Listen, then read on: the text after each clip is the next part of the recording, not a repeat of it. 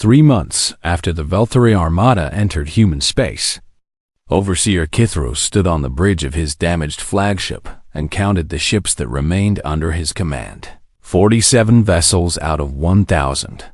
The rest were debris scattered across the solar system, destroyed in ambushes and battles and desperate last stands that had accomplished nothing except delaying the inevitable. His crews were starving because the supply ships had been among the first targets, and his soldiers were exhausted because there had been no rest in 90 days of constant fighting, and his officers looked at him with eyes that had lost all hope.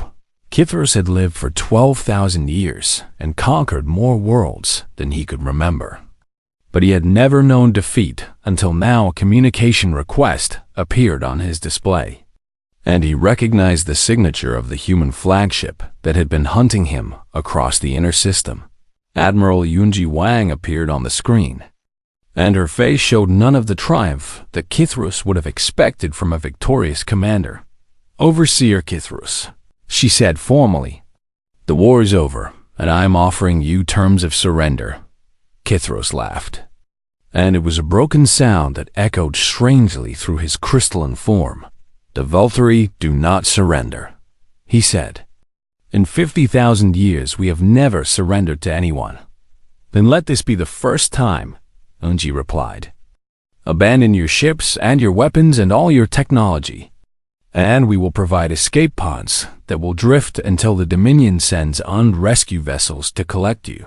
Kithros considered the offer, and he thought about the Dominion and what they would say when they learned that he had been defeated by primitive humans.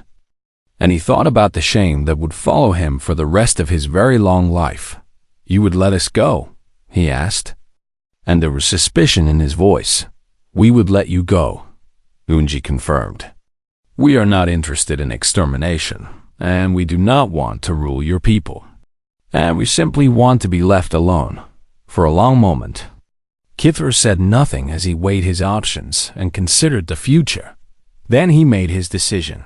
"The Velthari Dominion does not accept mercy from lesser species," he said, and his voice was cold with ancient pride. "We will die as we lived." As conquerors and masters, Yunji's expression remained neutral, but something like sadness flickered in her eyes. "That is your choice," she said. "I am sorry you made it." She terminated the communication, and Kithros turned to address his remaining crews across all 47 ships, warriors of the Dominion. He said, "We have fought with honor against an enemy that refused to behave as enemies should. And we have been defeated not by superior strength, but by trickery and deception." He paused and gathered the remnants of his dignity. "I will not allow the Dominion to be shamed by our capture, and I will not allow the humans to parade us as trophies of their victory. And therefore, I am ordering the destruction of all remaining vessels." Silence greeted his words, and then slowly his captains acknowledged the command across the inner solar system. 47 Velthari warships activated their self-destruct sequences, and Kithros watched the countdown on his display as the final seconds of his 12,000-year life ticked away. He thought of all the worlds he had conquered and all the species he had crushed and all the glory he had brought to the Dominion. None of it mattered. Now the explosions were brief and bright, and then the Velthari Armada was nothing but expanding clouds of debris that would eventually be drawn into the sun and erased from existence. Admiral Yunji Wang watched the destruction from her flagship, and she felt no joy at the sight. "Begin debris collection," she ordered. "I want every piece of Velthari technology recovered before we deactivate." Project Lighthouse. Her crews worked for weeks gathering the wreckage and erasing all evidence of what had happened, and they dismantled the weapons platforms and concealed the shipyards and returned the solar system to the appearance of primitive harmlessness that had fooled the galaxy for 3 centuries. When the work was done, Project Lighthouse was deactivated and communication with the rest of the galaxy became possible again. Months passed, And the Velthari Dominion began to wonder why their armada had not returned. They sent scout ships to investigate. And those ships found a solar system that looked exactly as it had before the invasion, with primitive human vessels orbiting a small, blue world and no sign of the 1,000 warships that had entered this space. The scouts searched for debris and found nothing. They scanned for energy signatures and found nothing. They looked for any evidence of battle and found nothing. The Dominion demanded answers, and the Galactic Confederation demanded answers. And species across the galaxy whispered about what might have happened to the mightiest armada ever assembled. Ambassador Una Beak attended the Confederation Assembly where these questions were raised. And she sat at humanity's platform in the lowest tier and listened to the accusations and theories and wild speculation. Finally, the Rothian delegate addressed her directly. Ambassador Beak, the forearm being said, the Velthari Dominion sent 1,000 warships to your system, and those ships have vanished, and you must know something about what happened. Una stood and faced the assembly with the same calm expression she had worn when she refused the declaration of supremacy. The Velthari Dominion challenged humanity. She said simply, "We have nothing further to report." "That is not an answer," the Rothian protested. "It is the only answer you will receive," Una replied. And she sat down and said nothing more despite hours of questioning. The assembly eventually gave up, and the mystery remained unsolved. And the Velthari Dominion was left to wonder forever what had happened to their greatest fleet. They did not issue another declaration of supremacy. They closed their borders and withdrew their ambassadors and fell into a silence that would last for generations. Because how could they threaten anyone when the galaxy had seen that their threats could fail, and humanity returned to their quiet existence at the bottom tier of the Confederation? And they smiled politely at the other species who now looked at them with something between fear and awe. And they answered no questions about the vanished fleet. Years later, a young diplomat from a newly contacted species approached Ambassador Una at a Confederation gathering and worked up the courage to ask the question that everyone wanted answered. "Ambassador," the young being said nervously, "what really happened to the Velthari fleet?" Una looked at the curious alien with warm eyes, and she smiled the same smile she had given to Overseer Kithros when she refused his surrender. "They decided not to stay," she said. Then she turned and walked away, leaving the young diplomat and all the watching species to wonder about the humans who had made the galaxy's mightiest vanish without a trace somewhere on Earth.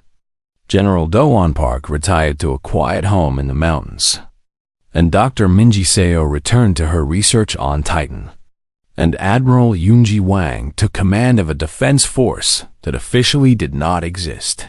They had done what 3 centuries of preparation had required, and now they would return to watching and waiting and preparing for the next threat, because humanity had learned the most important lesson the galaxy could teach. The universe was full of predators, and survival belonged to those who were patient enough to prepare and ruthless enough to act. When the moment came, the Velthari had been the mightiest, and they had vanished. And anyone who thought about challenging humanity in the future would have to wonder if they would vanish too. The Velthari fleet limped past the orbit of Mars with barely 700 ships remaining. And Overseer Kithros stood in his command center surrounded by damage reports and casualty figures that would have seemed impossible just days ago. Every advance had cost him dearly as human forces appeared from hidden positions, struck hard, and then retreated before he could bring his full strength against them. They used asteroids and moons and debris fields as cover, and they led his squadrons into ambush. And they continued their terrible tactic of ramming damaged ships into his vessels. Whenever the opportunity arose, Kithros had stopped trying to understand why the humans fought this way, and he had stopped trying to predict their movements. and he had stopped expecting them to behave like rational beings who valued self-preservation. He simply wanted to reach Earth and end this nightmare. "Overseer," his communication officer reported, "we are detecting a large number of human vessels fleeing from Earth toward the outer system." Kithros turned his attention to the display, and he saw dozens of ships breaking away from the human homeworld in what appeared to be a panicked evacuation. Finally, he thought. Finally, they were showing the fear that every conquered species eventually displayed. "Dispatch hunter squadrons to pursue the fleeing vessels," Kithros commanded. "I want prisoners for interrogation, and I want the humans to know that there is no escape from the Dominion." His tactical officers acknowledged the order, and soon 50 Velthari warships broke formation to chase the retreating human ships. Kithros watched them go with satisfaction, imagining the terror of the humans as they realized that even flight would not save them. 30 minutes later, all 50 ships were destroyed. The fleeing human vessels had led the hunters directly into a killing field prepared in the asteroid belt, where hidden weapons platforms and concealed warships had been waiting for exactly this moment. Kithros stared at the tactical display showing the loss of another 50 ships, and he felt something inside him begin to crack. This was not how conquest was supposed to work. The prey was not supposed to be hunting the predator, Overseer. His sensor officer said quietly, "I am detecting unusual energy signatures throughout the inner system, and I believe the humans have deployed some kind of network around our fleet." Kithros demanded details, and his officers worked frantically to analyze the readings. And what they found made the ancient conqueror's crystalline form go dark with dread. "They have surrounded us," the sensor officer reported. "There are devices positioned throughout the system that are generating some kind of field, and I believe this field is preventing faster-than-light travel." The words hung in the air like a death sentence. Kithros ordered immediate confirmation, and one of his remaining ships attempted to engage its faster-than-light drive to flee the system. The drive activated, but the ship went nowhere, and its engines burned uselessly against the invisible barrier that the humans had created. They were trapped. The entire Velthari Armada was trapped in human space with no way to escape, and no way to call for help, and no way to warn the Dominion of what was happening on Europa. Engineer Tae-young-go watched the readings from Project Silence with quiet satisfaction, and he turned to Dr. Minji Seo, who had traveled from Titan to witness this moment. "The field is stable," Tae-young reported. "Nothing is leaving this system until we allow it." Minji nodded and looked out the observation window at the distant stars that the Velthari would never reach. "They came here expecting to conquer us," she said. "Instead, they have walked into a cage of their own arrogance." Tae-young pulled up a display showing the shrinking Velthari fleet, and he calculated their remaining strength against humanity's surviving forces. "It will still be costly," he said. "They have powerful weapons and their ships are more durable than ours." "We knew the price when we started preparing," Minji replied. 300 years of building and hiding and waiting, all for this moment. And every human who worked on this project understood that they might not live to see the victory." She turned to face Tae-young with fierce determination in her eyes. "But our children will live, and their children, and all the generations after, because we refuse to let the Velthari do to us what they did to so many others." Across the system, the trap continued to close around the Velthari as human forces emerged from every shadow and struck from every angle. Admiral Unji Wang commanded the main fleet from her flagship near Mars, and she coordinated the attacks with cold precision, wearing down the enemy through constant harassment and carefully planned engagements. The Velthari tried to break out toward the outer system, but hidden fortifications blocked every escape route. They tried to push forward toward Earth, but the defensive lines held with grim determination. They tried to find the devices generating the field that trapped them, But the technology was distributed across thousands of small units, hidden throughout the system. And destroying them all would take longer than the Valkyrie had left day after day. The fleet shrank as human attacks claimed ship after ship, and day after day. Overseer Kithros watched his grand armada die around him on the 47th day after the invasion began. Kithros received a communication request from a human vessel, and he accepted it because he had nothing left to lose. The face that appeared on his display belonged to Dr. Minji Seo, and she studied the ancient conqueror with curious eyes. "I wanted to speak with you before the end," she said. "I wanted you to understand why you are losing." Kithros said nothing, and his crystalline form was dim with exhaustion and despair. "We studied every species you conquered," Minji continued. "We analyzed every campaign and every battle and every surrender. And we learned what worked against you and what did not." She leaned forward, and her voice carried the weight of 3 centuries of preparation. "Every species that fell to you tried to impress you with strength, and you respected that strength and prepared overwhelming force to defeat it. But we showed you nothing but weakness, and you prepared for weakness. And now you have no idea how to fight what we actually are." Kithros finally spoke, and his voice was hollow. "What are you?" he asked. Minji smiled, and there was no mercy in that smile. "We are the species that learn from your victims," she said. "We are the trap that took 300 years to build. And we are the end of your perfect record of conquest." She terminated the communication, and Kithros was left alone with the knowledge that his fleet would never leave this system. The humans had beaten him, and the Dominion would never know how or why.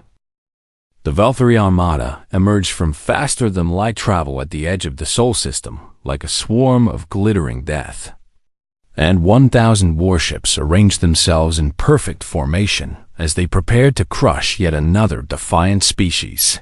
Overseer Kithros stood at the command center of his flagship, a vessel 3 kilometers long that had led the conquest of over 200 worlds. And he surveyed the distant star that humans called the Sun with the casual contempt of someone examining an insect before crushing it. "Begin long-range scans," he commanded. "I want a complete map of their defenses before we advance." His sensor officers worked their crystalline interfaces, and Kithros waited for the reports that would confirm what he already knew, that humanity had nothing capable of resisting the Dominion. But the reports did not come. "Overseer," one of his officers said with confusion in his harmonic voice, "our long-range communications are not functioning properly, and we cannot establish contact with the Dominion." Kithros turned his attention to the communication systems, and his crystalline form flickered with the first hint of concern he had felt in centuries. "Explain," he demanded. "Unknown. Interference is blocking all signals beyond the boundaries of this system," the officer reported. "We can communicate within the fleet, but nothing is reaching outside."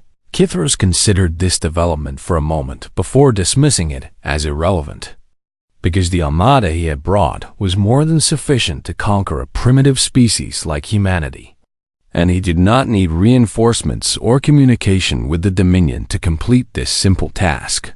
"Continue the advance," he ordered. "We will resolve the communication issue after we have secured Earth." The fleet moved inward, and Kithros watched the human system grow larger on his displays while his officers continued their attempts to scan for defenses. They found almost nothing. A few small stations around the Narration, the realm, the outer planets appeared to be simple mining operations, and a handful of ships near Earth looked like outdated civilian vessels. And the planet itself showed no signs of military preparation. Kithros felt his earlier confidence return as he observed the apparent helplessness of his target, and he allowed himself to imagine the terror the humans must be feeling as they watched his armada approach. The fleet passed the orbit of Neptune, and that was when everything changed. Alarm screamed across the Valkyrie. flagship as weapons fire erupted from locations that had shown as empty space moments before. And ships began appearing around the moons of Neptune like predators emerging from hiding human warships. Hundreds of them poured out of concealed positions in the ice and rock of the outer system, and their weapons tore into the Valkyrie formation before the ancient conquerors could react. Kithros watched in shock as 3 of his ships exploded in the opening seconds of the engagement, and he struggled to understand what was happening. "Where did they come from?" he demanded. "Our sensors showed nothing. They were hidden," his tactical officer reported with something like fear in his voice. "Hidden inside the moons and asteroids.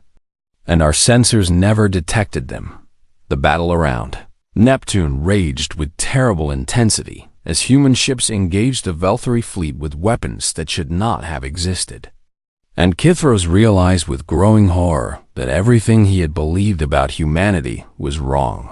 These were not primitive newcomers struggling with basic technology. And these ships were not outdated relics held together with hope and desperation.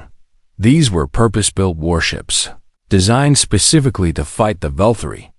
And they attacked with the precision and coordination of a species that had been preparing for this exact moment for a very long time.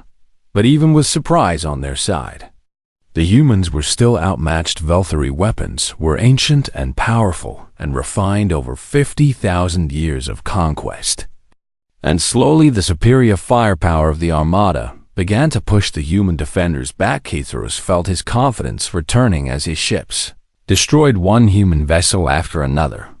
And he began composing the report he would send to the Dominion, describing how he had crushed this minor rebellion. Then the humans did something that stopped his thoughts entirely: a damaged human cruiser, its hull torn open and its weapons destroyed, suddenly accelerated directly toward a Valkyrie battleship. And escape pods burst from its sides as the crew abandoned ship. The cruiser struck the battleship at full speed, and both vessels vanished in a massive explosion that sent debris scattering across the battlefield. Kithros stared at the expanding cloud of wreckage, and he could not understand what he had just witnessed. "They destroyed their own ship," he said, and his voice carried disbelief that bordered on horror. "The crew evacuated before impact," his tactical officer confirmed. "They sacrificed the vessel deliberately." Another damaged human ship suddenly veered toward a Valkyrie destroyer. And again, the crew escaped before their vessel became a weapon. And again, a Dominion ship died in the collision across the battlefield. Human captains began using the same tactic whenever their ships sustained critical damage. And the Valkyrie found themselves facing an enemy who treated their own vessels as expendable ammunition. Kithros had conquered species that fought with desperate courage and species that deployed cunning strategies and species that wielded terrible weapons. But he had never faced an enemy that willingly destroyed its own ships to damage his fleet. Every civilization the Dominion had encountered valued their vessels above almost everything else, because ships were difficult to replace and represented enormous investments of resources and time. But these humans threw away their ships without hesitation, and they saved their crews and then used the dying vessels as battering rams against Valkyrie hulls. It was insane. It was terrifying. It was effective. By the time the battle at Neptune ended, the Valkyrie had lost over 100 ships, and the humans had lost nearly as many. But the humans had evacuated most of their crews, while the Valkyrie dead numbered in the tens of thousands. Kithros gathered his remaining forces and pushed onward toward the inner system. And he told himself that this was merely a setback, that the Dominion had faced worse and prevailed, that humanity would still fall before his might. But deep in the crystalline structure of his being, a new emotion was taking root for the first time in his very long life. Overseer Kithros felt the cold touch of doubt. These humans did not fight like any species he had ever encountered, and they did not value the things that other species valued, and they did not break when they should have broken. the fleet advanced toward Earth, and Kithros watched the human ships retreating before him, and he wondered what other surprises awaited in the darkness ahead. Commander Xian An watched the Vulturi fleet pass her position from the bridge of her cruiser, which was hidden in the shadow of a large asteroid, and she smiled as she counted the enemy ships. They had fewer than 900 remaining, and they had not even reached Mars yet. "Signal the next engagement zone," she ordered. "Let them come a little deeper into the trap." The Vulturi thought they were winning because they were advancing, but Xian knew better. Every kilometer they traveled into human space was a kilometer further from escape. Deep beneath the mountains of a remote region on Earth, General Dawan Park watched as massive blast doors that had remained sealed for over a century began to grind open for the first time since their construction. The facility around him hummed with awakening. Power as systems that had been dormant for generations came back to life, and technicians who had inherited their positions from parents and grandparents rushed to their stations with the calm efficiency of people who had trained for this moment since childhood. "The sleepers are waking," reported his aide, a young officer named Lieutenant Jiwan Kang. "All 17 primary installations have acknowledged the activation signal." Dohan nodded and turned to the massive display screen that dominated the command center, and he watched as markers began appearing across the solar system in locations that no official record had ever documented. Asteroid fields that alien observers had dismissed as worthless debris began revealing hidden shipyards where warships had been constructed in secret over 300 years, and stations disguised as mining operations powered up weapon systems that had never been tested in combat because no one outside humanity knew they existed. The screen showed the true extent of what humanity had built while pretending to be weak and primitive. And even Dowan, who had dedicated his life to this project, felt a surge of pride at what his species had accomplished in silence and secrecy 3 centuries ago when humanity first made contact with the Galactic Confederation. They had been excited and hopeful about joining a community of advanced civilizations among the stars. That hope had died. Quickly, human observers had watched as the Vulturi Dominion crushed species after species, and they had studied the patterns of conquest and the methods of destruction, and the terrible efficiency with which the Dominion absorbed or annihilated anyone who opposed them.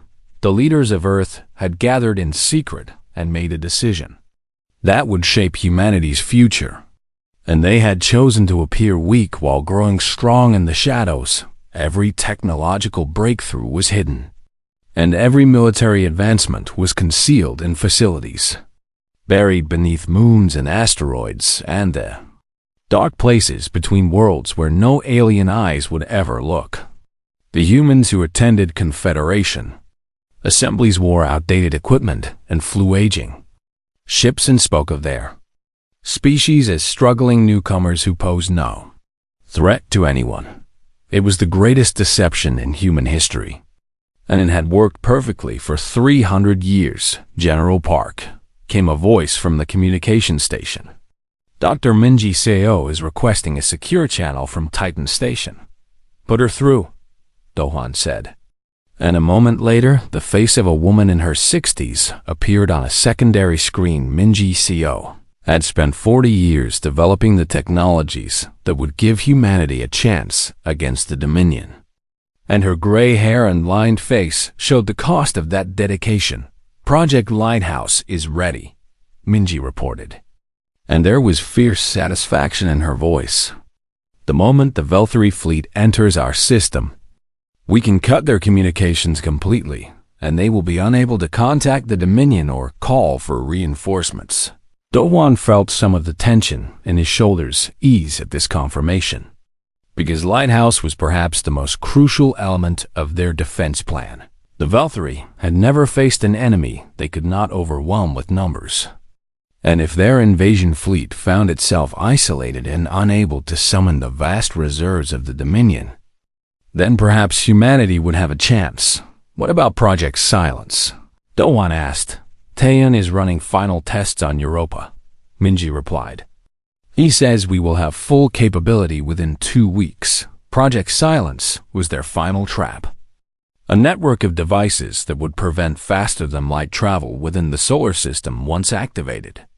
And any Valkyrie ships that entered human space would find themselves unable to escape. Dowan dismissed the communication and turned back to the main display where humanity's hidden strength continued to reveal itself as more and more installations came online on Mars. 3 million soldiers who had trained in underground facilities emerged to take their positions in defensive fortifications that had been disguised as civilian infrastructure around Jupiter. A fleet of 200 warships that had been constructed inside hollowed-out moons began powering their engines for the first time in the outer reaches of the system. Automated weapons platforms that had drifted silently for decades received their activation codes and began tracking the empty space where the Valkyrie would soon appear. Lieutenant Kang approached with a tablet containing the latest intelligence reports, and her expression was troubled. General, our observers at the Confederation report that the Valkyrie are not taking us seriously, she said. Overseer Kithros has been openly mocking humanity's request for deliberation time, and he has told other species that conquering Earth will be simpler than any campaign in Dominion history. Dowan smiled grimly at this news, because Valkyrie arrogance was exactly what humanity was counting on. Let them mock us, he said. Every species that fell to the Dominion tried to impress them with displays of strength, and every one of those species failed because the Valkyrie respected strength and prepared for it accordingly. He gestured at the screen, showing humanity's awakening defenses. We have shown them nothing but weakness for 3 centuries, and they believe we have nothing to show because we are exactly what we appear to be, Dohman continued. When their fleet arrives expecting easy prey, they will find something very different waiting for them. The days passed quickly as humanity completed its preparations, and across the solar system, millions of people who had lived their entire lives in secret readiness finally stepped into the roles they had been born to fill. Engineers activated weapon systems that existed in no database, and pilots took their places in cockpits of ships that alien sensors had never detected. And soldiers checked equipment that had been manufactured in hidden factories and stored in concealed armories. On the 29th day, Ambassador Unibeak stood before the Galactic Confederation Assembly once again, and Overseer Kithros loomed above her with the same arrogant certainty he had displayed at their first meeting. Your deliberation period ends tomorrow, Kithros said, and his crystalline form pulsed with impatient light. Have your people come to their senses and accepted the inevitable? Yuna looked up at the ancient conqueror, and she thought of the 300 years of sacrifice and secrecy that had brought humanity to this moment. The people of Earth have considered your generous offer very carefully, she said, and her voice rang clear across the silent assembly hall. And we have decided to decline. Shock rippled through the gathered species, and Kithros went very still. You decline, he repeated, and his voice carried dangerous disbelief. We decline, Yuna confirmed. Humanity will not surrender to the Valkyrie Dominion, and we will not submit to conquest. And we will not bow before you or anyone else. She smiled at the towering crystalline being, and there was something fierce in that smile that made several nearby delegates step backward. Come and take us if you can. Vanished without a trace, the assembly hall of the Galactic Confederation stretched across 3 kilometers of floating platforms and crystalline walkways, and representatives from 400 species filled every corner of this magnificent structure that orbited a dying star at the heart of known space. Ambassador Una Beak stood at humanity's designated platform, which was positioned at the lowest tier of the assembly, where the youngest and weakest civilizations were placed. And she watched the proceedings with the same patient expression she had worn for 15 years of diplomatic service. Humanity had joined the Confederation 3 centuries ago, and in all that time, they had never risen above the bottom tier, never been granted voting rights on major issues, and never been treated as anything more than curious newcomers who had stumbled into the stars by accident. The other species tolerated humans the way one might tolerate a child at an adult gathering, with patronizing smiles and gentle dismissals whenever Earth's representatives tried to speak on matters of importance. Una had learned to use this dismissal as a shield, and behind that shield, she watched and listened and reported everything back to Earth. Today, the assembly had gathered for what the senior species called a ceremony of supremacy, and Una felt her heart beat faster as the massive doors at the far end of the hall began to open. The Velthari Dominion had arrived. Crystalline beings of immense size floated through the doorway, their bodies catching the light of 1,000 floating orbs and scattering rainbows across the assembly. And at their head came Overseer Kithros himself, the conqueror of worlds, the shatterer of civilizations, the living embodiment of 50,000 years of unbroken dominance. The assembly fell silent as Kithros took his position at the ceremonial platform, and when he spoke, his voice resonated through the hall like thunder echoing through mountain valleys. "We come with a declaration of supremacy," Kithros announced, and his crystalline form pulsed with cold blue light. "The Dominion has watched the species called humanity, and we have judged them worthy of joining our empire." Una felt the eyes of 400 species turn toward her, and she saw pity in some of those eyes, fear in others, and dark satisfaction in a few who had always resented humanity's presence in the Confederation. The Declaration of Supremacy was not an invitation, but a death sentence wrapped in polite language, and every species in the assembly knew what it meant. The Velthari had conquered over 2,000 worlds across 50,000 years, and their method was always the same, for they would issue the declaration, give the target species 30 days to surrender, and then arrive with their armada to either accept submission or deliver annihilation. No civilization had ever refused the declaration successfully, and the 12 species that had tried were now nothing more than cautionary tales told to frighten young diplomats. Kithros turned his attention to Una, and she felt the weight of his ancient gaze pressing against her like a physical force. The human representative will now accept the declaration on behalf of her species, Kithros said, and it was not a question but a command that expected immediate obedience. Una took a slow breath and stepped forward to the edge of her platform, and she felt remarkably calm as she looked up at the towering crystalline being who had destroyed entire civilizations before her ancestors had learned to make fire. The human delegation acknowledges receipt of the Declaration of Supremacy, Una said in a clear voice that carried across the silent assembly, and we invoke our right under Confederation Charter to the standard 30-day deliberation period.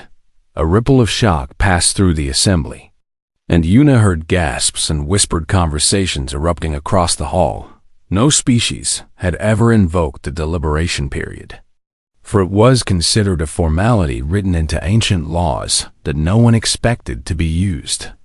Because what was the point of delaying the inevitable? Kithros tilted his massive crystalline head, and something that might have been amusement flickered through his form. "You wish to deliberate," he said, and his voice carried a tone of gentle mockery. How fascinating that such a young species still clings to hope when facing the Dominion. "We wish to consider our options carefully," Una replied, and her expression remained perfectly neutral. Surely the mighty Velthari can spare 30 days after 50,000 years of conquest. Laughter rippled through the Velthari delegation, and even Kithros seemed entertained by this small human who stood before him without trembling. "Very well," Kithros said. "The Dominion grants your deliberation period, and we shall return in 30 days to receive your surrender."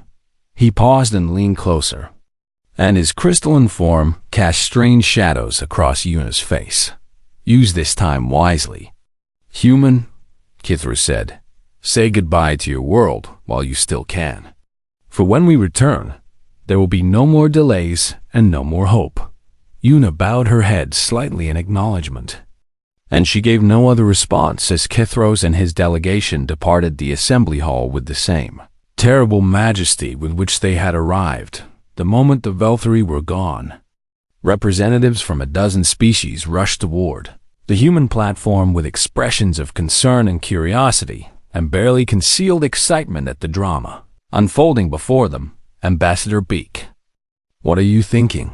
demanded the Rothian delegate, a four-armed being whose species had surrendered to the Velthari 3,000 years ago. "No one refuses the Dominion and survives." "We have not refused," Yuna said calmly. "We have merely asked for time to consider." "There is nothing to consider," the Rothian insisted. "Surrender now and your people will be spared the worst of the conquest. But resist, and the Velthari will make an example of Earth that will echo through the ages." Yuna smiled politely at the Rothian and at all the other delegates who crowded around her with their warnings and their fear and their certainty that humanity was already doomed. "Thank you for your concern," she said. "But humanity will make its own decision in its own time." She turned and walked away from the assembly, ignoring the voices calling after her and the incredulous stares following her every step. When she reached her private quarters aboard the human diplomatic vessel, Yuna finally allowed herself to exhale the breath she had been holding since Kithros first appeared. Her hands trembled slightly as she activated the secure communication terminal, and she entered the codes that only 12 people in all of human space knew existed. The screen flickered to life, and a simple text interface appeared waiting for her input. Yuna typed 3 words and sent them racing across the stars toward Earth at speeds that would have shocked the Confederation species who believed humans had only primitive, faster-than-light communication. The message was simple, but it would change everything. Wake the sleepers. Somewhere on Earth and on the Moon and on Mars and in hidden stations scattered throughout the solar system, alarms began to sound in facilities that officially did not exist. And men and women who had trained their entire lives for this moment began to move. The Velthari believed they were about to conquer another primitive species, and they had no idea that humanity had been preparing for this day since the moment they first learned of the Dominion 3 centuries ago. Yuna looked out the window at the dying star that illuminated the Confederation headquarters, and she allowed herself a small smile. The galaxy's mightiest just challenged humanity, and they had no idea what they had awakened.